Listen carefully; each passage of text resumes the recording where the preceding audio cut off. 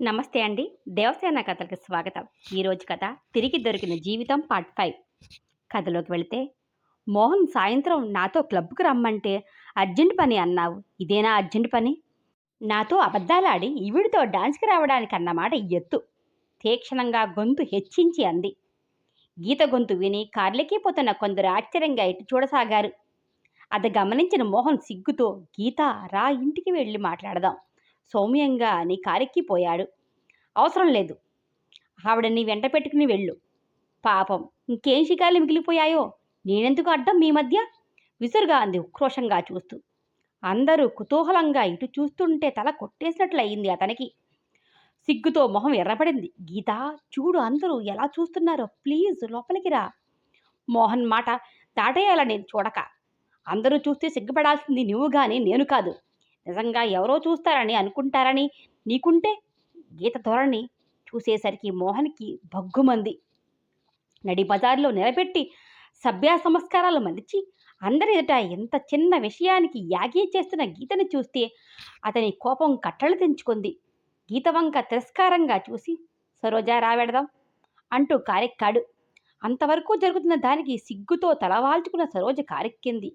మోహన్ గీత వంక చూడకుండా విసురుగా వెళ్ళిపోయాడు కారు స్టార్ట్ చేసి. మోహన్ నిర్లక్ష్యం గీతకి తల కొట్టేసినట్లయింది. అవమానంతో ఆమె గుండె భగ్గుమంది.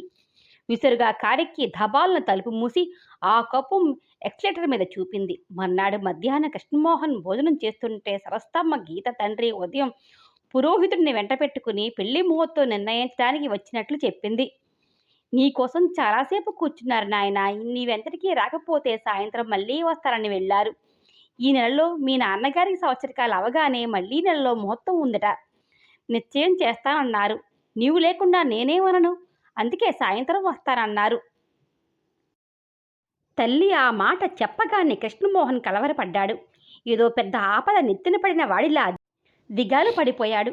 ఇంకా భోజనం తినలేకపోయాడు. అన్నం కెలుకుతూ కూర్చున్న కొడుకుని చూసేసరికి ఆవిడికి కడుపులో దేవినట్లయింది.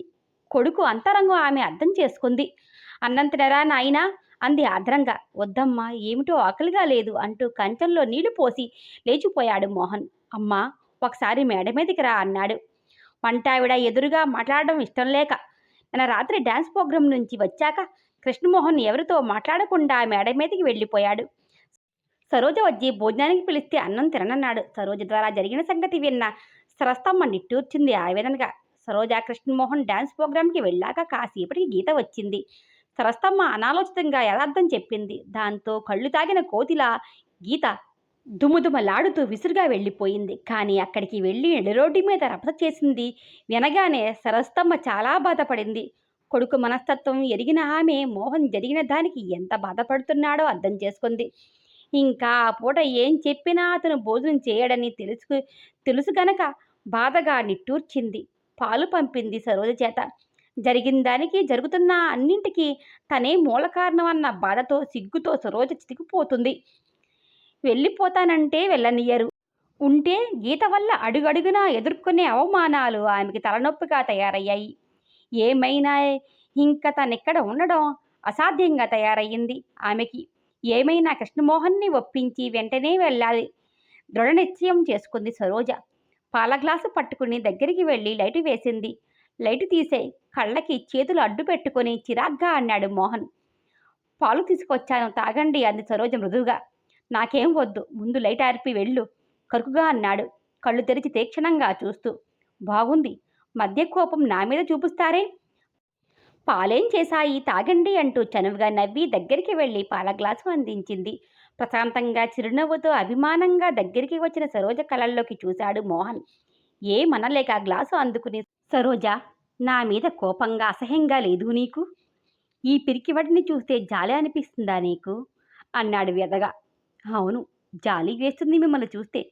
లేచి కూర్చుని కళతలన్నీ కౌగిలించుకుని మా ఇద్దరి మధ్య నలిగిపోతున్న మిమ్మల్ని చూస్తే నిజంగానే జాలిగా ఉంది నాకు. ఇంకా ఏమైనా సరే నా వల్ల మీరు మనశ్శాంతికి దూరం కాకూడదు. అందుకే నేనే దూరంగా వెళ్తా. మనశ్శాంతి? నీవు దూరమైతే ఈ పాటి మనశ్శాంతి కరువు అవుతుందన్నది నీకెలా అర్థమవుతుంది? సరోజ నిట్టూర్చి అన్నాడు. ఇంక ఇలాంటి మాటలు వినదలుచుకోలేదు. నేను వారం రోజుల్లో వెళ్ళిపోతాను కృష్ణమోహన్ గారు. ఇక్కడ ఉండి ఈ ఇంట్లో కలతలకి నేను కారణం అవడం నాకెంత సిగ్గుగా ఉందో మీకు తెలీదు. ప్రతిరోజు ఏం జరుగుతుందోనని ప్రాణాలు బెగపెట్టుకొని ఎన్నాళ్ళు గడపమంటారు? నన్ను వెళ్ళనీయండి. ఇంకడ్డు చెప్పకండి స్థిరంగా అంది. ఆమె వంక చూస్తూ వేదనగా నిట్టూర్చి కళ్ళు మూసుకున్నాడు మోహన్. వెళ్ళు సరోజా. నిన్ను ఉండమని అడగడానికి ఏ అధికారమూ లేని నాకు వెళ్ళవద్దనే అధికారం కూడా లేదు. సరోజ ఆందోళనగా చూసింది ఒక క్షణం. తర్వాత ఆమె మొహం గంభీరంగా మారింది. ఇదిగో మీరిలా మాట్లాడే ప్రతిసారి నా కాళ్ళకి బంధం వేస్తున్నారు. ఏ అధికారంతో ఇక్కడ ఉండాలో తెలియచెప్పలేని మీరు నన్ను ఈ మాటలతో కట్టిపడేయాలని చూడకండి. ఉండమనడానికి నాకీ ఇంట్లో ఉన్న స్థానం ఏమిటి తెలియచెప్పిన నాడు తప్పకుండా ఉంటాను. సరోజ గొంతు వణికింది. ఆమె వంక ఆశ్చర్యంగా చూడసాగాడు. సరోజ చప్పున కళ్ళు తుడుచుకొని అంతలోనే గొంతు మృదువుగా మార్చి పాలు తాగండి చల్లారిపోతున్నాయి అంది ఏమీ జరగనట్లు. కృష్ణమోహన్ మారు మాట్లాడకుండా పాలు తాగేశాడు. గ్లాసు అందిస్తూ సరోజ నీ ప్రశ్నకు జవాబు చెప్పగలిగే రోజు బహుశా ఈ జీవితానికి ఇంక రాదేమో అంటూ అటు తిరిగి పడుకున్నాడు. సరోజ అతని వంక కొద్ది క్షణాలు చూసి నిట్టూర్చి బయటికి వెళ్ళిపోయింది. రాత్రంతా కృష్ణమోహన్ ఆలోచిస్తూనే ఉన్నాడు. ఏదో సుడిగుండంలో చిక్కుకున్న వాడిలా ఉక్కిరి బిక్కిరి అవుతూ అందులో పూర్తిగా మునిగిపోకముందే బయటికి ఎలా రావాలో తెలియక తల్లడిల్లిపోయాడు. ఎవరిని ఏమని సహాయం కోరాలో కూడా అంతుబట్టక వేదనతో నిరాశ నిస్పృహలతో రాత్రంతా గడిపాడు. ఒక్క క్షణంలో ఆవేశంగా ఏదో నిర్ణయం చేసుకునేవాడు ఆ నిర్ణయం అమలు జరపడం అంత సులువు కాదన్నది తట్టగానే నీట మునిగిపోతున్నట్టు గిలగలాడేవాడు.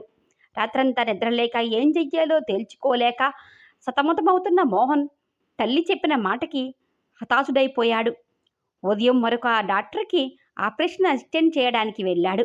సాయంత్రం గీత తండ్రి వస్తాడు. ఆలోగా తనేం చేయగలడు? దిక్కుతోచగా గాబరా పడ్డాడు.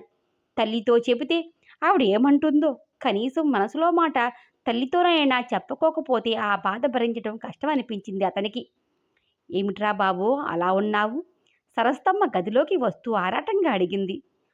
మోహన్ ఏం మాట్లాడలేకపోయాడు. ఒక క్షణం ఎలా చెప్పాలో అంతుపట్టలేదు. ఆవిడ కొడుకు పక్కన వచ్చి కూర్చుంది. ఏమిట్రా ఈ మధ్య ఎలా ఉంటున్నావు? ఏమిటో నీ బాధ చెప్పరా నాయనా? ఆవిడ ఆరాటంగా కొడుకును చూస్తూ అడిగింది. అమ్మా, గీతను చూస్తుంటే నాకేదో భయంగా ఉంది. ఆమెతో నా జీవితం సాఫీగా వెళ్తుందన్న నమ్మకం రోజు రోజుకి సన్నగిల్లిపోతుంది నాలో. నా ఎన్నిక సరి అయిందని కాదనిపిస్తుందమ్మా. ఏం చెయ్యాలో అర్థం కాని విషయం అయ్యింది నాకు. నన్నేం చేయమన్నావు చెప్పమ్మా ఆవేదనగా అన్నాడు కృష్ణమోహన్. కొడుకు మనసులో రగిలే ఆలోచన ఇదేనన్న సంగతి ఆమెకి అర్థమయ్యింది. కొడుకు చెప్పకముందే. కానీ ఏ విషయంలోనూ తనంతట తాను పైకి తేరని ఆమె కాబోయే కోడల గురించి ఏమనగలదు? నిజానికి సంబంధం స్థిరపరిచినప్పుడు ఆమె చాలా ఆనందించింది. వంశం, కులం, గోత్రం, ఆస్తి, అంతస్తు సరిపోయి బంగారు బొమ్మలాంటి కోడలు రాబోతున్నందుకు చాలా ఆనందించింది. కానీ సంబంధం స్థిరపడడం, వెంటనే భర్తపోవడం ఆమెకి ఏదో అపశకునంలా తోచింది. శుభము అని శుభకార్యం తలపెడితే ఇదేమిటా అని మదనపడింది. అంత దుఃఖంలోనూ అయితే తన మనసులో మాట పెదవి దాటనీయలేదు. ఆఖరికి ఇంకా ఎలాంటి మూఢనమ్మకాలేంటి అని తనకు తానే నచ్చచెప్పుకుంది. భర్త పోవడం, పెళ్లి వాయిదా పడడం, గీత ఆ ఊళ్ళోనే ఉండడం, ఇంటికి రాకపోకలు ఆరంభించిన దగ్గర నుంచి క్రమక్రమంగా గీత మనస్తత్వం అర్థమయ్యి ఆమె మనసులో ఏదో భయం తొంగి చూడసాగింది.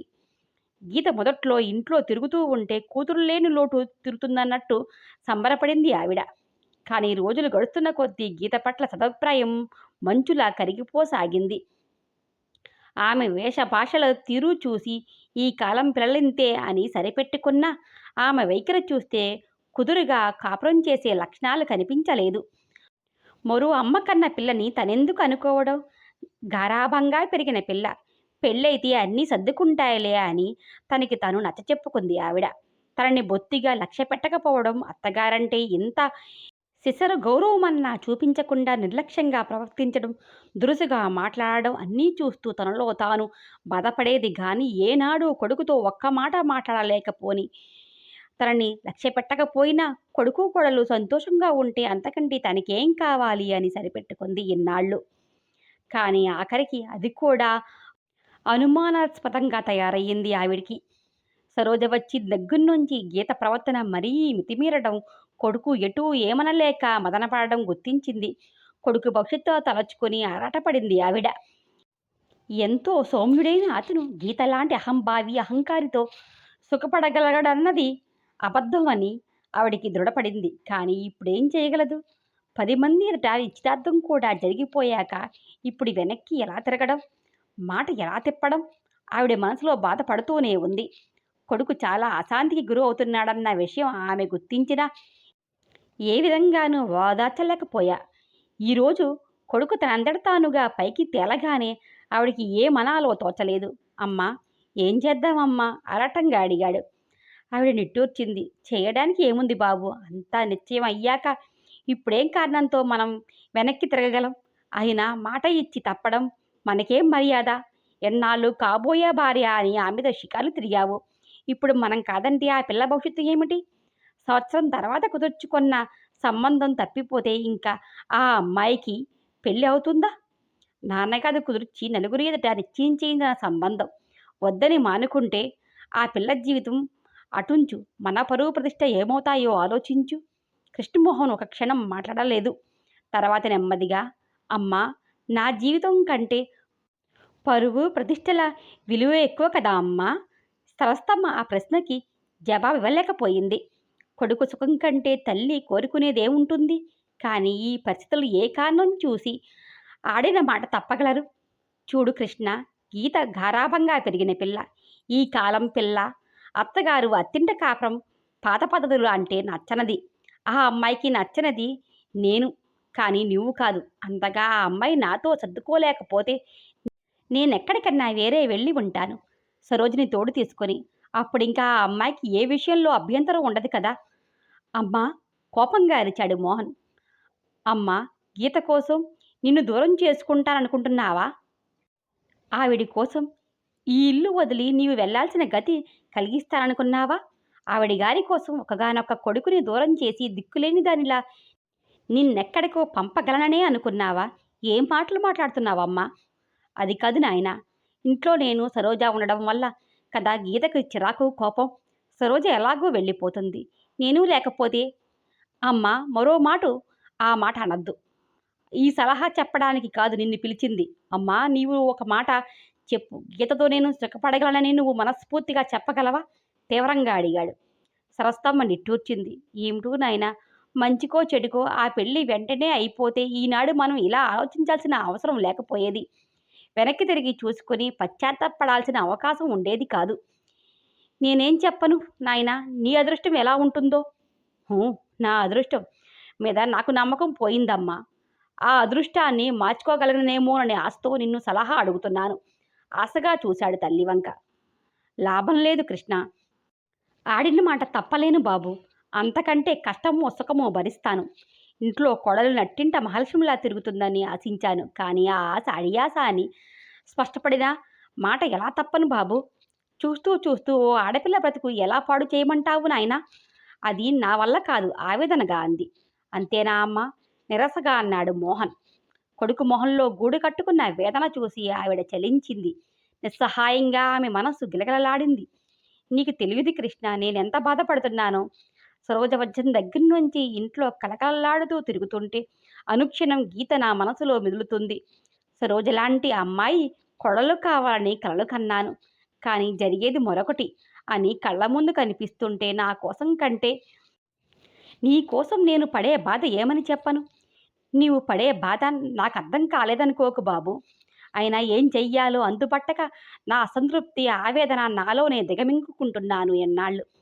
సరోజ ప్రశాంతి తల్లి తనంతట తాను తీసుకురాగానే కృష్ణమోహన్ ఏదో చెప్పాలని ఆరాటపడ్డాడు. ఏం చెప్పాలో తెలియక తడబడ్డాడు. ఈ ఉచ్చులోంచి తప్పించుకునే ఉపాయం కనపడక నిస్సహాయంగా గిలగలలాడారు. 4 వైపుల నుంచి బిగిసిన ఈ ఉచ్చు తన కంఠానికి ఉరుడుతాడులా మారుతుందని తెలిసినా ఏం చెయ్యలేని నిస్సహాయత అతనికి కోపాన్ని, దుఃఖాన్ని కలిగిస్తుంది. ఆ కోపం తల్లి మీద చూపాడు. సరే కానీ అమ్మా, నా సుఖం కంటే నీకు మాట, పరువు ముఖ్యం అనుకుంటే ఇంక నేనేం చెప్పేదేముంది? కానీ అన్నాడు కసిగా. సరస్తమ్మ దిక్కు తోచనట్లు కలవరపడింది. కృష్ణ, నువ్వు చెప్పగలిగితే చెప్పు బాబు. నా అంతట నేను చెప్పలేను బాబు.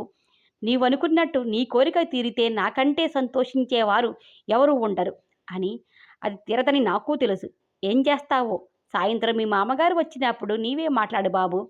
ఇంతకంటే నేనేం చెప్పను. ఏ భగవంతుడో దిగివచ్చి నీకు సాయపడితే అంతకన్నే నాకు కావాల్సిందేం లేదు. ఆవిడ నెమ్మదిగా గదిలోంచి వెళ్ళిపోయింది. కృష్ణమోహన్ బాధగా ప్రక్క మీద వాలిపోయాడు. ఆ సాయంత్రం రంగారావు పురోహితుడిని వెంట పెట్టుకుని వచ్చి ముహూర్తం విషయం మాట్లాడుకుంటే తల్లి కొడుకులు ఇద్దరూ మోగవారిలా గుటకలు మింగుతూ ఉండిపోయారు. ఇద్దరికిద్దరు ఏదో చెప్పాలని తాపత్రయపడి ఎలా చెప్పాలో అర్థం కాక ఒకరి మొహాలు ఒకరు చూసుకుంటున్నారు. ఆఖరికి కృష్ణ నోరు పెగల్చుకొని, ఇంత తొందరగా నాన్నగారి సంవత్సరకాలు అయ్యి అవకముందే ఎందుకు, కొన్నాళ్ళు పోనీయండి అని అనగలిగాడు. ఇంకా తొందర అంటామేమిటోయ్? ఎప్పుడో ఏడాది క్రితం అవ్వాల్సిన పెళ్ళి ఎన్నాళ్ళు తప్పక ఆగాల్సి వచ్చింది. ఆడపిల్లల వాళ్ళం, మా తొందర నీకేం తెలుస్తుందిలే. ఇంకా ఈ ముహూర్తం తప్పదు, లేకపోతే మరో 2 నెలల వరకు లేవు అన్నాడాయన అంతా స్థిరపరిచి. ఇంకేమనగలడు కృష్ణమోహన్? మరీ నెల 15 రోజులకే పెళ్ళి, తప్పించుకునే అవకాశం ఏదీ లేదు. ఆ మాట తలుచుకోగానే కృష్ణమోహన్ నీట మునిగిన వాడిలా దిగులు పడిపోయాడు. సాయంత్రం సరోజ రాగానే సరస్తమ ముహూర్తం నిశ్చయించిన వార్త చెప్పింది. ఒక క్షణం సరోజ ఏదో పోగొట్టుకున్న దానిలా నీరసపడిపోయింది. అప్రయత్నంగా కృష్ణమోహన్ వంక చూసింది. ఆమె వంక చూస్తున్న అతనికి సరోజ చూపు గుండెల్ని కలుక్కుమని తాకింది. సరోజ గారు, ఇవాళ మీరు మా ఇంటికి రావాలి ఒకసారి. ఆఫీస్లో లంచ్ బ్రేక్లో ప్రభాకర్ సరోజ దగ్గరికి వచ్చి అడిగాడు. ఏమిటి విశేషం? నవ్వుతూ అడిగింది సరోజ. విశేషం ఏం లేదనుకోండి. మా అక్క వచ్చింది, మిమ్మల్ని ఒకసారి చూస్తానంటుంది, తీసుకురమ్మంది. సాయంత్రం టీకి రండి అన్నాడు ప్రభాకర్ కాస్త సిగ్గుపడుతూ. నవ్వుతూ సరోజ ఆశ్చర్యంగా చూసింది. నన్ను చూస్తారా? ఎందుకు అంది ప్రభాకర్ కాస్త తడబడుతూ. ఆ ఏం లేదు, మీ గురించి మా అక్కకి చెప్పాను, మీరు నా బెస్ట్ ఫ్రెండ్ అని చెప్పాను, ఒకసారి ఇంటికి తీసుకురా అంది. ఈవాడ సాయంత్రం తీసుకువస్తానన్నాను, మీరు తప్పకుండా రావాలి ప్లీజ్ అన్నాడు ప్రభాకర్. సరే అలాగే పెడదాం, దానికి అంతలా అడగాల అంది సరోజ మామూలుగా. ప్రభాకర్ అటూ ఇటూ చూసి చుట్టుపక్కల ఎవరూ లేరని నిర్ధారణ చేసుకుని గొంతు తగ్గించి సరోజ గారు అన్నాడు సందేహిస్తూ. ఒక్క మాట మిమ్మల్ని అడగాలనుకుంటున్నాను, మీరేం అనుకోరు కదా అన్నాడు. ఏం అంత అనుకునేది అడుగుతారా ఏమిటి? చనువుగా నవ్వింది సరోజ. అడగండి, ఏమిటంతా సందేహిస్తున్నారు? కుతూహలంగా అంది. సరోజ గారు, మీకిష్టమైతే నేను మిమ్మల్ని పెళ్లి చేసుకోవాలనుకుంటున్నాను. మా అక్క పెళ్ళి పెళ్ళి అని ప్రాణాలు తీస్తుంది రోజు. మీ అభిప్రాయం చెప్తే అక్క మీతో మాట్లాడుతుంది. ప్రభాకర్ విడియపడుతూనే చెప్పదలచింది సూటిగా చెప్పాడు. సరోజ మొహం పాలిపోయింది. కలవరపడుతూ చూసింది. మీరు ఏదో అనబోయింది. ప్రభాకర్ ఆ మాట మరోలా అర్థం చేసుకున్నాడు. సరోజ గారు, నన్ను గురించి మీకు పూర్తిగా తెలుసు. గీత విషయంలో నా తప్పు మీరు క్షమించగలిగి మీ అంగీకారం చెబితే అదృష్టవంతుని అనుకుంటాను. మీలాంటి సౌమ్యురాలు సహృదయురాలు నా సహచరి అయితే ఇంకేం కావాలి? నాకు అనిపించింది మీతో పరిచయం అయిన ఈ కొద్ది రోజుల్లో. సరోజ మనస్థితి గుర్తించకుండానే ప్రభాకర్ చెప్పేస్తున్నాడు. ప్రభాకర్ గారు, సరోజ మధ్యలో అడ్డుపడింది. మీరెందుకు ఇలా అనుకున్నారు? ఆ ఉద్దేశం నాకెప్పుడూ లేదండి మొహమాటంగా అంది సరోజ. ఇదివరకు లేకపోతేనే లేండి, అలాంటి ఉద్దేశాలు మీరు మనసులో పెట్టుకుని మగవారితో స్నేహం కోరేవారు కాదని నాకు తెలుసు. అందుకే మీ పట్ల ఎంత ఆకర్షితున్నయ్యాను. మా అక్కతో మీ గురించి చాలా చెప్పాను. అక్క కూడా సంతోషించింది, మిమ్మల్ని చూస్తానంది. మీకు అంగీకారం అయితే మీ మామయ్య గారి దగ్గరికి వెళ్ళి మాట్లాడతాను. అంతా తనే మాట్లాడేస్తున్న ప్రభాకర్కి ఏం చెప్పాలో తెలియక తడబడింది సరోజ. అతనికి ఇలాంటి అభిప్రాయం ఎందుకు వచ్చిందో కలలోనైనా తను ఈ విషయం ఆలోచించలేదు.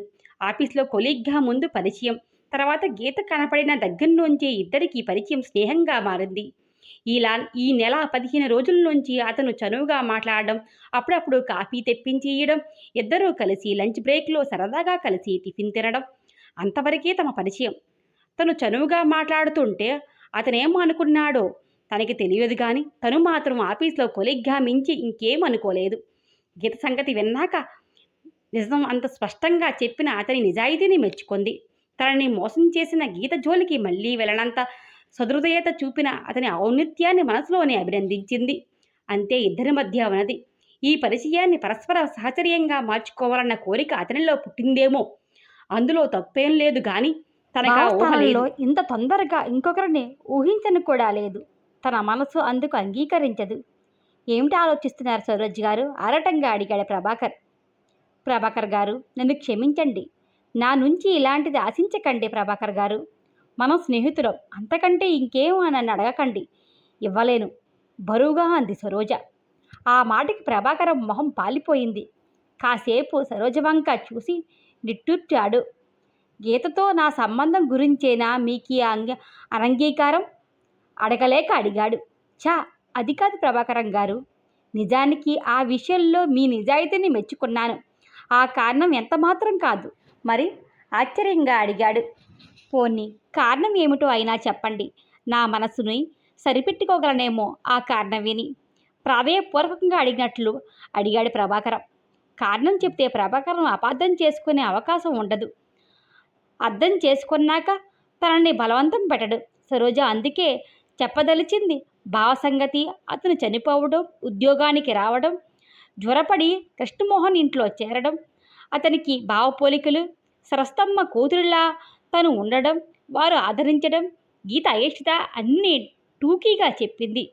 ప్రభాకరం ఆశ్చర్యంగా విన్నాడు. మీ బంధువులంటే నిజమనుకున్నాను.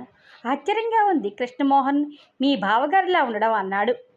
నిజంగా వారిద్దరి సహృదయతకి, వారు నా పట్ల చూపే ఔదార్యానికి ఎలా బదులు తీర్చుకోగలనో తెలియదు. వెళ్ళిపోతానన్నా విననీయడం లేదు. నా వల్ల ఆయన ఎంతో అశాంతికి గురి అవుతున్నా నన్ను వదలడం లేదు. ఇది ఏనాటి అనుబంధమో అర్థం కావడం లేదు. అయితే గీతకి మీరు ఉండడం ఇష్టం లేదన్నమాట. మిమ్మల్ని ఇన్ని రకాలుగా ఆమె అనుమానిస్తున్నా మీరు తలుచుకుంటే గీత పొగరు అణచగలిగి ఊరుకున్నారంటే మీ అతి మంచితనానికి, అమాయకత్వానికి చూసి జాలిపడాలో అభినందించాలో అర్థం కావడం లేదు సరోజ్ గారు. దయతలిచి ఆశ్రమించారని వారి స్వవిషయాలలో కలగచేసుకునే హక్కు నాకేముంది ప్రభాకరం గారు? గీత విషయం నేను చెప్పడం తిన్న ఇంటి వాసాలు లెక్కపెట్టడం కాదు. ఆయన మీద నాకున్న గౌరవం చేతులారా పాడు చేసుకోవడం అవదు. నేరాలు చెప్పానని అనుకుంటే ఇంకా ఇంట్లో తలెత్తుకు ఎలా బతకగలను? ప్రభాకరం నిట్టూర్చాడు. సరోజ వంక చూస్తూ ఒక్క ప్రశ్న అడుగుతాను, ఏమనుకోకండి, నిజం చెప్పండి. కృష్ణమోహన్ గారిలో మీ బావగారిని చూస్తున్నారు కదూ, అందుకే కదూ నా కోరిక తిరస్కరించారు? అతను అంత సూటిగా అడిగేసరికి సరోజ తడబడిపోయింది. సిగ్గుతో మొహం ఎర్రబడింది. తల దించుకుని గాబరాగా అబ్బే, అలా ఎందుకు అనుకుంటున్నారు? ఆయన ఎక్కడా, నేనెక్కడా? అంత అత్యాశ నాకు లేదు. ఆమె ముఖ కవలికల్ని గమనించుతూ నవ్వాడు ప్రభాకరం. అర్థమైందిలేండి. అంతస్తులు తాహతుల గురించి మీరు ఆలోచిస్తారు కానీ మీ మనసు మీ మాట వింటుందా? వినదని నాకు తెలుసు సరోజ్ గారు. మీ బావలాంటి మనిషి కనిపించి ఆ మనిషి మరొకరి సొత్తు అని చూస్తుంటే మీకేం బాధగా లేదు? సరోజ ఆ ప్రసక్తికి సిగ్గుపడింది. మీరేమిటి మాట్లాడుతున్నారు? నాకు అలాంటి ఉద్దేశాలు ఉన్నాయని మీరు ఎందుకు అనుకుంటున్నారు? మీరు అబద్ధం ఆడినా మీ మొహం అబద్ధం ఆడదులేండి. సర్లేండి, కారణం ఏదైతేనే నేను దురదృష్టవంతుడిని. పోనీ ఈ కారణంగా మన స్నేహం పాడు చేసుకోవద్దు. ఈ విషయం మరిచిపోండి మనస్ఫూర్తిగా అన్నాడు. అతని సహృదయానికి సరోజ మనసు అర్థమయ్యింది. కృతజ్ఞతాపూర్వకంగా చూసింది. ఎంత మంచి మనసు! ఇలాంటి వ్యక్తిన గీత గ్యాలదనుకున్నది. డబ్బు మహిమ. సరోజ లేనింటి పిల్ల. తనకి ఆమెకి పొత్తు కుదురుతుందని ఎన్నాళ్ళు లేమి కారణంగా పెళ్లి కాకుండా ఉండిపోయిన ఆమె ఈ అవకాశంతోనూ ఇచ్చినందుకు సంతోషంగా అంగీకరిస్తుందని, కృతజ్ఞతతో తనని మనసులోనే మెచ్చుకుంటుందని ప్రభాకరం ఆశించాడు. ఆ నిర్భరంతోనే అక్కగారికి తన మనసులో మాట చెప్పాడు. సరోజ జవాబు విని హతాశుడైన ఆ నిరాశ పైకి కనపరచలేదు. సరోజ లాంటి సౌమ్యురాళ్ళతో తన జీవితం హాయిగా గడిచిపోతుందనుకున్నాడు. ఆ కోరిక తీరే అవకాశం లేదని తెలియగానే కృంగిపోయింది అతని మనసు. కానీ పైకి నవ్వుతూనే మాట్లాడాడు. సాయంత్రం ఆఫీసు కాగానే నేను తీసుకువెడతాను మా ఇంటికి. వెళ్ళిపోకండి. ప్రభాకరం లంచ్ బ్రేక్ టైం అవగానే తన సీటుకి వెళ్ళిపోతూ అన్నాడు. రమ్మంటారా ఇంకా? సరోజ కాస్త బిడియంగా అంది. దీనికి దానికి ఏ సంబంధం? సరదాగా మా ఇంట్లో టీ తీసుకునేందుకు రావడానికే. మా అక్క మిమ్మల్ని చూసి సంతోషిస్తుంది. రేపు మళ్ళీ వెళ్ళిపోతుంది. సరే అయితే తప్పకుండా వస్తాను ఆవిడే ఊర్లో ఉంటుంటారు. మా అక్క నర్సు పని చేస్తుంది. ఓ ప్రైవేట్ నర్సింగ్ హోమ్ విశాఖపట్నంలో. చిన్నప్పుడే నాకు అమ్మ, నాన్న పోయారు. అక్కయ్యే అష్ట కష్టాలు పడి నన్ను పెంచి పెద్ద చేసి చదివించింది. మా బావ కూడా సహృదయుడు అవడం వల్ల ఏదో ఒక డిగ్రీ వరకు చదువుకోగలిగాను. ఇంకా వారికి బరువు కాకుండా ఉద్యోగం చూసుకున్నాను. నన్ను ఇంటివాడిని చేస్తే తన బాధ్యత తీరిపోతుందని అక్క ఆరాటం. ప్రభాకరం చెప్పుకొచ్చాడు. సాయంత్రం ప్రభాకరం ఇంట్లో పలహారం చేసి ప్రభాకరం అతని అక్క సుగుణ బలవంతం పెడితే సరోజ వారిద్దరితో కలిసి సినిమాకి వెళ్ళింది. సుగుణ సరోజను చూసి చాలా సంబరపడి మెచ్చుకుంది. ముగ్గురూ కలిసి నడిచి సినిమాకి వెళ్ళి కబుర్లు చెప్పుకుంటూ సినిమా ఎంజాయ్ చేశారు. ఇంటర్వెల్లో లైట్లు గప్పున వెలిగాయి. ముందు వరుసలో కూర్చున్న గీతని, ఆమె తల్లిదండ్రులని చూసి ఉలిక్కిపడింది సరోజ. అదే సమయంలో ప్రభాకరం చూశాడు. వీళ్ల గొంతులు విని గీత వెనక్కి తిరిగి చూసి కొతుక్కుమంది. వెనక్కి తిరిగిన గీతని, ఆమె పక్కన కూర్చున్న తల్లిదండ్రులని, సుగుణని చూసి చటుక్కున ఏదో గుర్తు వచ్చి సంతోషంగా ముందుకు వంగి గీత భుజం మీద చెయ్యి వేసి ఆప్యాయంగా, ఏమ్మా మీరు ఈ ఊళ్ళో ఉంటున్నారా? మర్చిపోయావా? గుర్తులేనా? అంటూ పలకరించింది. గీత మొహం వెలవెలపోయింది. వెనక్కి తిరిగిన రంగారావు అన్నపూర్ల మొహం పాలిపోయింది. ప్రభాకరం సరోజని, సుగుణని చూస్తూ ఒక క్షణం అచేతులయ్యారు. ఏమండి అలా చూస్తున్నారు? మర్చిపోయారా అప్పుడే? మా నర్సింగ్ హోంలో మీరెవరు? రంగారావు గారు గాబరాగా అన్నాడు. ఆయన నుదురంతా చెమట పట్టింది. అదేమిటండి, నేను నర్స్ సుగుణని. మా కమలాదేవి నర్సింగ్ హోంలో మీ అమ్మాయికి సుగుణ. ఏదో చెప్పబోయేంతలో రంగారావు, క్షమించాలి, మీరు ఎవరిని చూసి ఎవరనుకుంటున్నారో? మిమ్మల్ని ఎప్పుడూ చూడలేదు నేను, తుంచేసినట్లు అని ఆయన మొహం తిప్పేసుకున్నాడు. ఆ తిరస్కారానికి సుగుణ మొహం చిన్నపోయింది. సరోజ, ప్రభాకరం తెల్లపోతూ మొహాలు చూసుకున్నారు. అంతలో లైట్లు ఆరిపోయాయి. సినిమా మొదలైంది. లైట్లారగానే గీత, రంగారావు భార్య ముగ్గురు లేచి బయటికి వెళ్ళిపోయారు. అది చూసి సరోజ, ప్రభాకరం మరింత ఆశ్చర్యపోయారు. అక్క, నీకు వీళ్ళు తెలుసా? నెమ్మదిగా అడిగాడు ప్రభాకరం. తెలుసురా, వాళ్ళ అమ్మాయికి మా నర్సింగ్ హోంలో పురుడు పోశాను. ఇంతలో ఎలా మరిచిపోయారు నన్ను? నేనెవరో తెలియదన్నారు నొచ్చుకుంటూ అంది. ప్రభాకరం ఆ మాట విని చిక్కుడైపోయాడు. సరోజ దిగ్భ్రాంతితో చూసింది. ఎవరు? ఆ అమ్మాయికా నీవు పురుడు పోశావు? నమ్మలేనట్టు అడిగాడు. అవునురా, పురుడు పోశాను. కొడుకు పుట్టాడు. బాగా డబ్బున్నవాళ్ళు. నాకు మా డాక్టర్ గారికి ఫీజు బాగా ముట్ట చెప్పారు. అల్లుడు ఫారెన్లో ఉన్నాడట. ఇప్పుడు ఈ ఊరు వచ్చినట్లున్నారు. సరోజ ప్రభాకరం మొహంలోకి చూసింది. ఆ కొద్దిపాటి వెలుగులోనే అతని మొహం నల్లగా మారడం గమనించింది. అక్క, ఆ పిల్లాడు ఏమడగాలో తెలియలేదు ప్రభాకరంకి. పిచ్ పాపం, 4 రోజుల తర్వాత పోయాడురా. పండులా ఉండేవాడు. ఎలా పోయాడో నాకు ఆశ్చర్యం.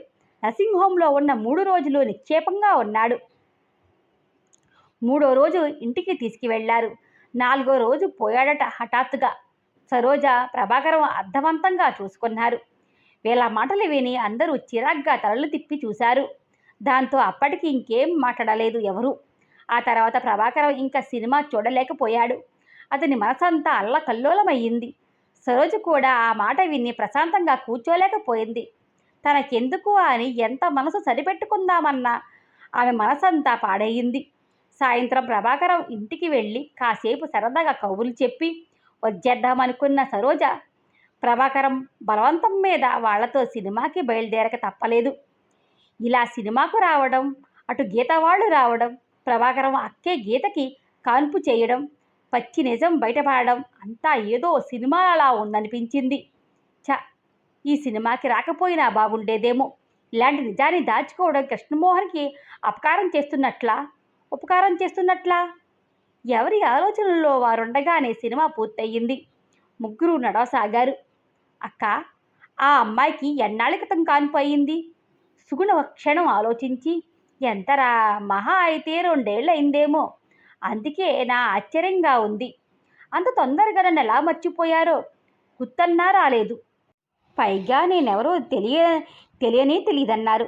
నొచ్చుకుంది. గుర్తుకు రాకపోవడం కాదక్క, నీ ఎవరో తెలియక కాదు. నీ ఎవరో గుర్తు తెచ్చుకోవడం వాళ్ళకి ఇష్టం లేదు. నీవు వారిని గుర్తించడం అంతకన్నా ఇష్టం లేదు. గుర్తిస్తే వాళ్ళ మాటలు అన్నీ అబద్ధాలని తెలుస్తాయని తెలియనట్లు నటించారు. అదేమిట్రా? ఆశ్చర్యంగా అది సుగుణ. నీకు వాళ్ళు తెలుసా ఏమిటి? ఎలా తెలుసురా? అబద్ధాలేమిటి? ఇస్తుపోతూ అంది సుగుణ.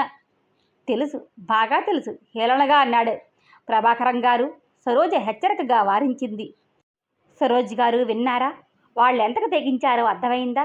బిడ్డని కని తల్లి అయిన గీతని కన్నిగా కృష్ణమోహన్ గారితో పెళ్లికి సిద్ధపరిచారంటే ఇంకా మాట్లాడకుండా ఊరుకోమంటున్నారా?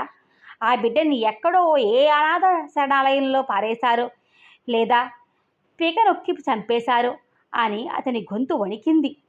ప్రభా, ఏమిట్రా నువ్వు అంటున్నది? ఆ అమ్మాయికి పెళ్లి కాలేదు, అల్లుడు అమెరికాలో ఉంటున్నాడన్నారు. మంగళసూత్రాలు వేసుకుంది కూడాను.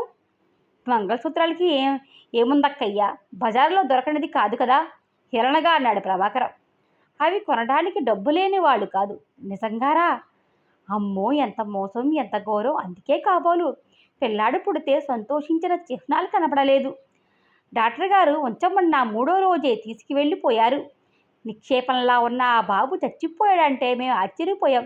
కనీసం బాబుకి ఒంట్లో బాగోలేనప్పుడు డాక్టర్ని పిలవనందుకు ఎంతో ఈ దయ్యం హఠాత్తుగా గుడ్లు తెల్లేసాడంటే నిజమే అనుకున్నాను. అసలు వాళ్ళ వరస ముందు నుంచి అనుమానంగానే ఉందిరా. ఈ సంగతి విన్నాక అంతా అర్థమైంది. ఆ అమ్మాయి వాళ్ళు నీకెలా తెలుసురా? తెలుసులే, ఇదిగో సరోజ ఉంటున్న ఆ డాక్టర్ గారికి ఈ అమ్మాయికి వచ్చే నెలలో పెళ్ళి.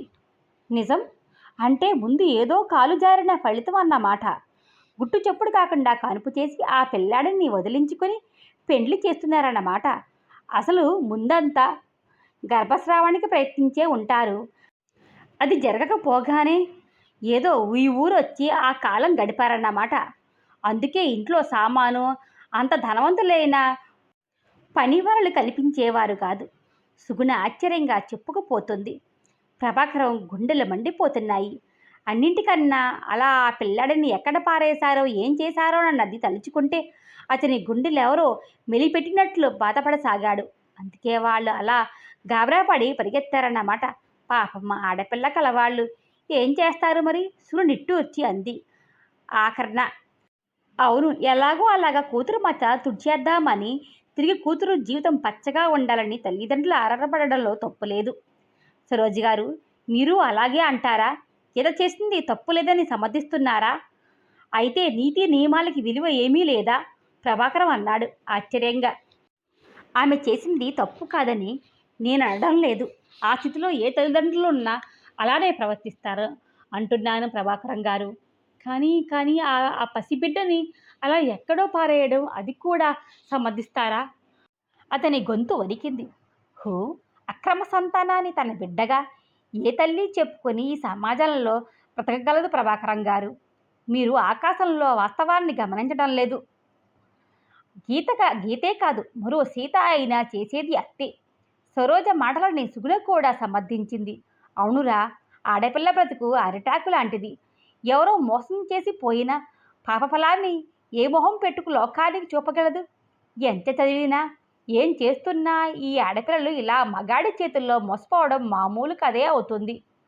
ఏ నీచుడో చేసిన మోసానికి ఆ అమ్మాయి ఏం చేస్తుంది?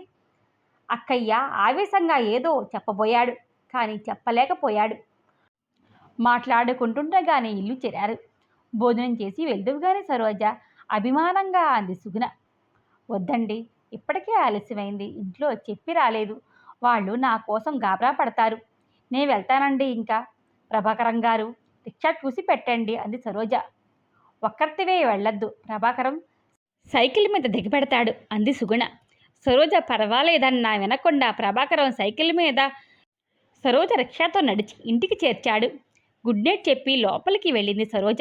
చెప్పకుండా వెళ్ళినందుకు సరస్తమ్మ, కృష్ణమోహన్ ఏమనుకుంటారోనని బిడియపడింది సరోజ. సరోజ రావడం కృష్ణమోహన్ మేడ మీద నుంచి చూస్తున్నాడన్న సంగతి ఆమెకి తెలీదు. సావిట్లో కూర్చుని చదువుకుంటున్న సరస్వతమ్మ సరోజని చూసి, సరోజ, ఏమిటమ్మా చెప్పకుండా చేయకుండా ఎక్కడికి వెళ్ళావు? ఇంకా రాలేదని ఎంత గాబరా పడ్డానో. ఆఖరికి గీత వచ్చి నిన్ను సినిమాలో చూసినన్న వరకు మా ఆరాటం తగ్గలేదు. ఫోనన్నా చెయ్యలేకపోయావా అమ్మా? గీత చెప్పారా? ఆశ్చర్యంగా అంది సరోజ. 8 గంటల వేళ వచ్చింది. తర్వాత అబ్బాయి చెప్పాడు. నీవెవరో స్నేహితులతో వెళ్ళావని. ఫోను చేద్దామనుకున్నానండి. సినిమాలో ఆఫీస్ రూమ్ మూసేసి ఉంది. చుట్టుపక్కల ఫోన్ లేదు. ఎంత రానన్నా బలవంతం పెట్టి తీసుకువెళ్లారు బిడియంగా అంది సరోజ. వెడితే వెళ్ళావు. కాస్త ఫోన్ చేస్తే నాకు ఈ ఆరాటం లేకపోను. సరే వెళ్ళు, భోజనం చెయ్యి. అన్నీ మూతపెట్టి ఉంచింది వంటావిడ. ఇవి భోంచేసి కృష్ణకి పాలు తీసుకువెళ్ళి ఇవ్వు. నేనింక పడుకుంటాను. సరస్తమ్మ పుస్తకం మూసి గదిలోకి వెళ్ళింది. సరోజ భోంచేసి సామాను సర్దిపెట్టి పాలు తీసుకుని పైకి వెళ్ళింది. గీత వచ్చి ఏం చెప్పిందో కృష్ణమోహన్తో అన్న ఆలోచన ఆమెలో కుతూహలం రేకెత్తించింది. గదిలో కృష్ణమోహన్ పడుకుని చదువుకుంటున్నాడు. సరోజ రాగానే కళ్ళెత్తి అదోలా నిలువెల్లా పరీక్షిస్తున్నట్టు సూటిగా చూశాడు. గీత వచ్చి చెప్పిన మాటలు విన్న దగ్గర్నుంచి కృష్ణమోహన్ మనసులో లేదు. ఆ సరోజ చాలా బుద్ధిమంతురాలంటావు, మహా పొగుడుతావు. ఒక్కసారి వెళ్ళి చూడు. ఆ సినిమాలో ఆ ప్రభాకరంతో కలిసి ఒకటే వికవికలు పక్కపక్కలు, ఒకరి మీద ఒకరు పడిపోవడం. అబ్బబ్బబ్బా, చూడలేకపోయా. నాన్నగారు వెళ్ళిపోదామన్నారు. అప్పటి వరకు ఇంటికి రాని సరోజ కోసం కృష్ణమోహన్ సరస్తమ్మ గాబరా పడుతున్నారు. ఎక్కడికి వెళ్ళింది చెప్పి వెళ్ళనందుకు చిరాకు పడ్డాడు కృష్ణమోహన్. ఆ సమయంలో గీత వచ్చి రహస్యంగా చెవిలో ఊదిన సమాచారం వినగానే కృష్ణమోహన్ కలవరపడ్డాడు. అతని మొహంలో కనబడిన అపనమ్మకం చూసి గీత మరీ 2 అబద్ధాలు జోడించి నమ్మించింది. ఇదేం మొదటిసారి కాదు. వాళ్ళిద్దరిని పార్కుల్లో, హోటల్లో ఎన్నోసార్లు చూశాను. ఎప్పుడు జంటగా తిరుగుతూ ఉంటారు. ఎన్నాళ్ళు స్నేహమనేమో అనుకున్నాను.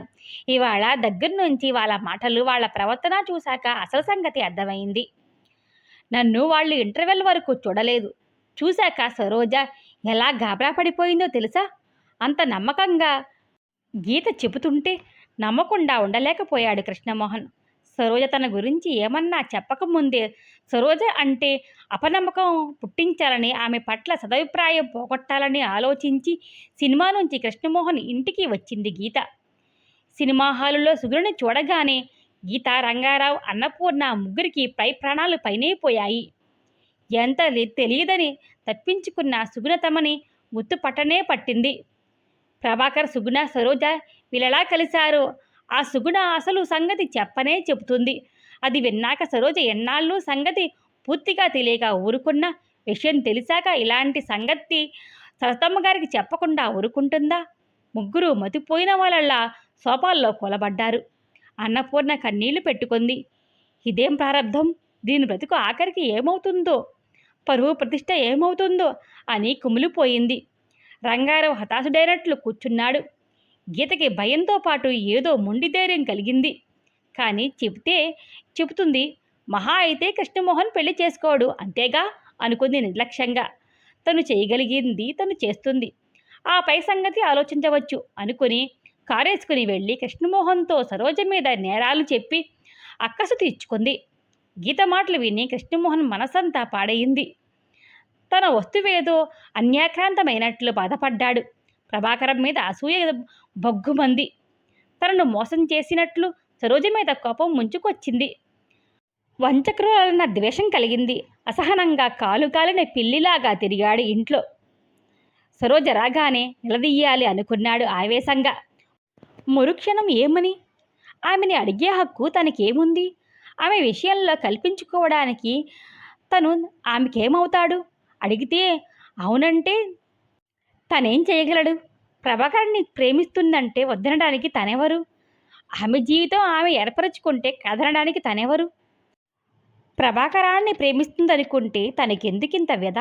ఎంత నచ్చ చెప్పినా అతని మనసు ఏదో బాధపడసాగింది. సరోజ తనకేం కాదని ఎంత దులిపేసుకుందామనుకున్నా సాధ్యపడలేదు. ఏం తెలియనట్టే ఊరుకోవాలనుకున్నాడు. కానీ తీరా చేసి సరోజన రాగానే అతనికి తెలియకుండానే ఎక్కడికి వెళ్ళావు అన్నాడు. అతని గొంతు అతనికి తెలియకుండానే కటువుగా మారింది. సరోజ ఆశ్చర్యపడింది. సినిమాకి వెళ్ళాలని తెలిసి మళ్ళీ ఏమిటి అడగడం అనుకుంది. సినిమాకి ఇంకా ఏదో చెప్పబోయింది. ప్రభాకరంతో సినిమాలకి, షికార్లకి, హోటల్కి వెళ్ళైన దూరం వచ్చిందన్నమాట మీ స్నేహం. మంచిదే. కానీ ఒక సంగతి మర్చిపోకు. ఆడదాని బ్రతుకు అరిటాకు లాంటిదంటారు పెద్దవాళ్ళు.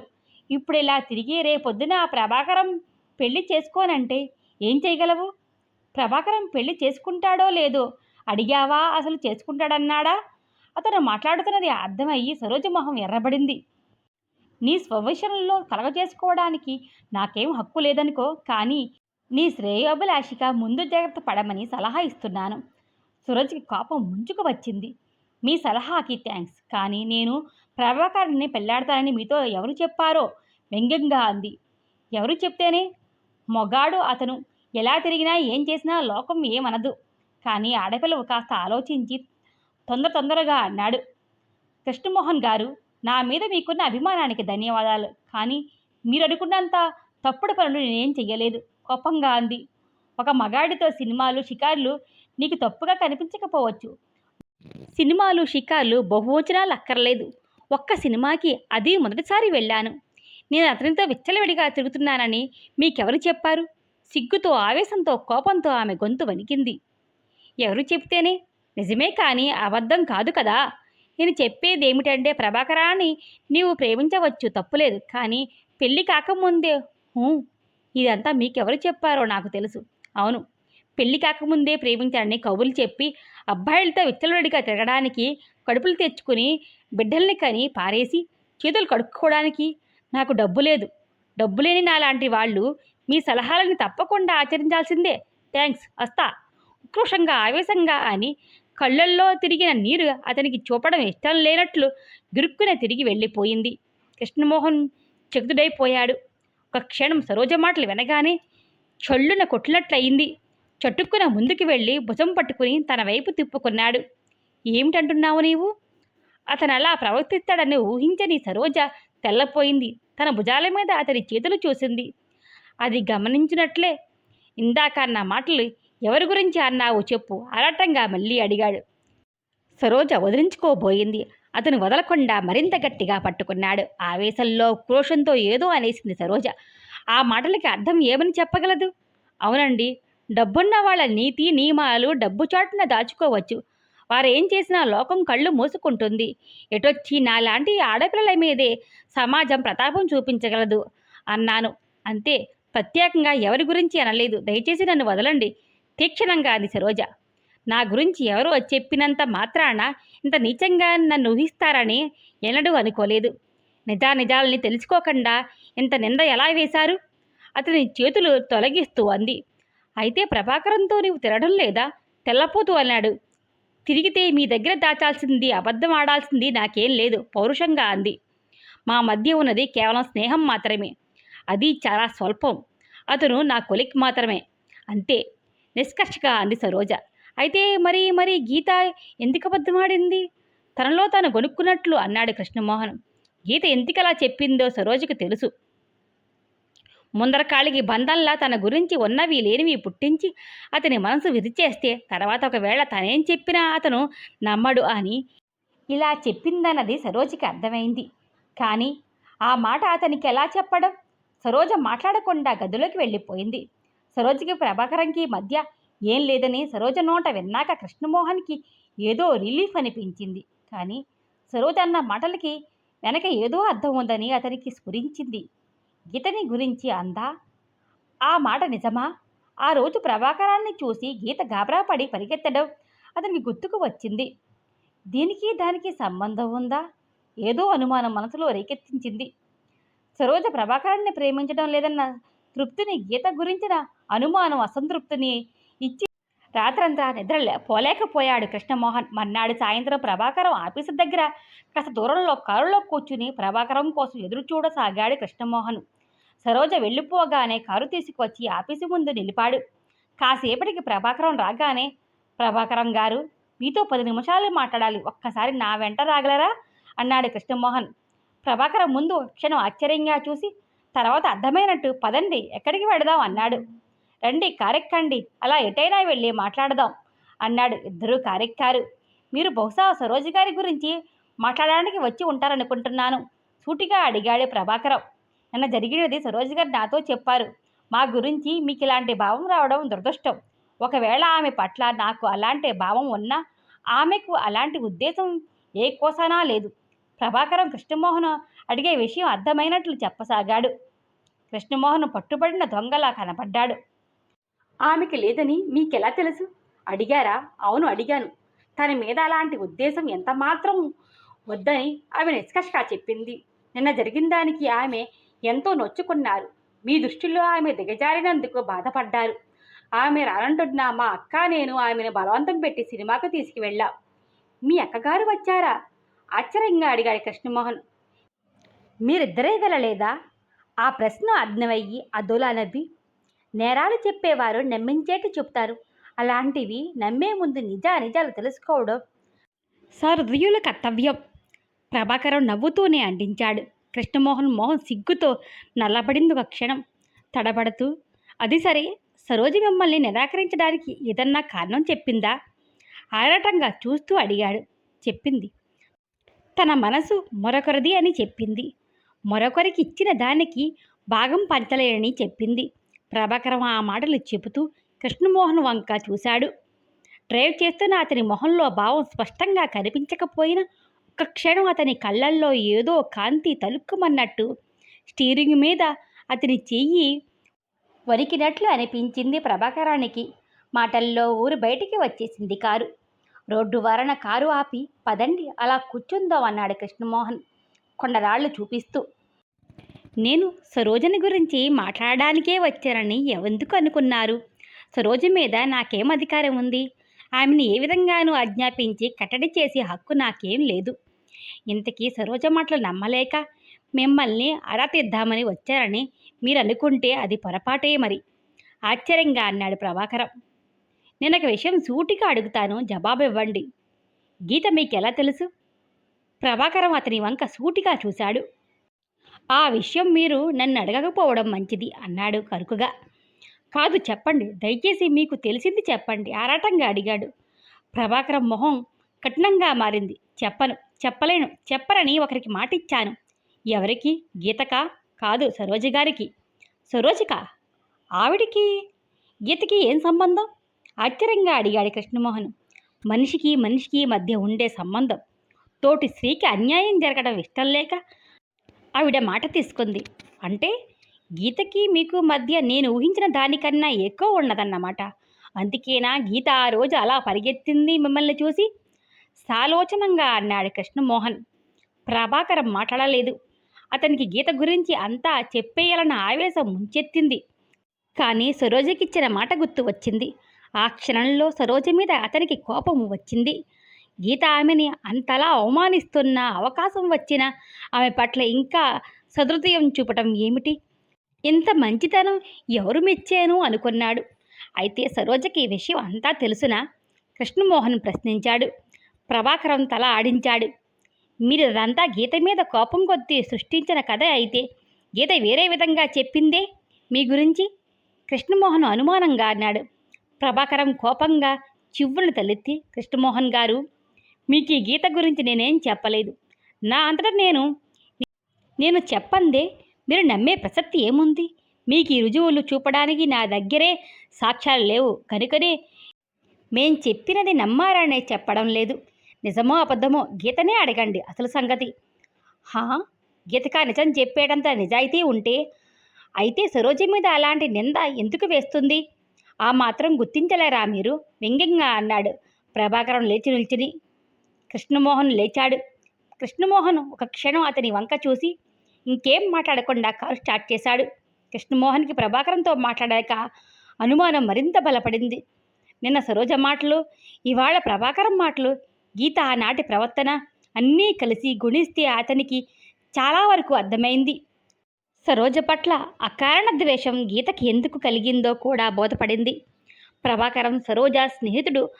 అతను ఆమెతో తన గురించి చెప్పి ఉంటాడని ఊహించి సరోజ తమ ఇంట్లో ఉండడం ఎంత ముప్పో గ్రహించే ఆమెని అడుగడుగున అవమానించి ఎలాగైనా ఆ ఇంట్లోంచి పంపాలనుకున్నట్టున్నది స్పష్టపడింది. సరోజకంతా తెలిసి గీత తననింతగా అవమానిస్తున్నా కూడా ఆమె గురించి చెడుగా ఒక మాట కూడా చెప్పలేదంటే ఆమె సంస్కారం సహృదయత ఎంతటిదో అర్థమయ్యి కృష్ణమోహన్ మనసులో సరోజ పట్ల అభిమానం మరింత పెరిగింది. సరోజ ఆమె మనసు మరొకరిది అందంట.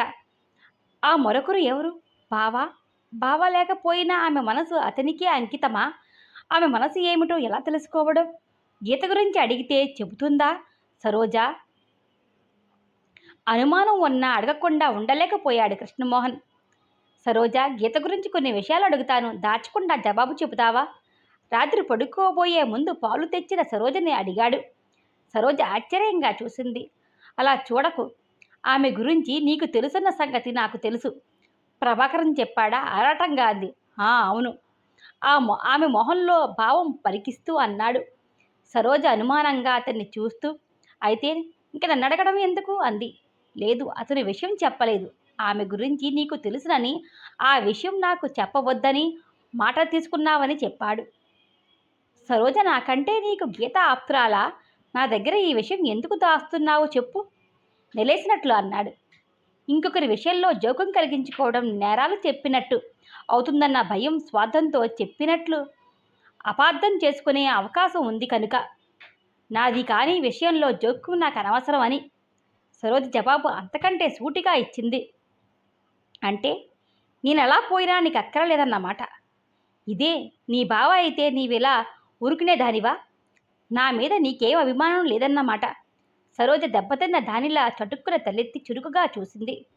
మరుక్షణం ఆమె నిర్లక్ష్యంగా నవ్వి, మీరే మా బావ అయితే నన్ను ప్రశ్న అడగకుండానే నేనేమిటో, నా మనసేమిటో గ్రహించేవారు. గిరుక్కుని తిరిగి వెళ్ళిపోయిన సరోజని చిగుడే చూశాడు కృష్ణమోహన్. ఆమె అన్న మాటని మననం చేసుకుంటూ రాత్రంతా ఆలోచిస్తూనే ఉన్నాడు కృష్ణమోహన్. ఈ కథ ముగింపేంటో నష్టపాట్లు తెలుసుకుందాం. లైక్ చేయండి, సబ్స్క్రైబ్ చేసుకోండి. Thank you, me Devasena.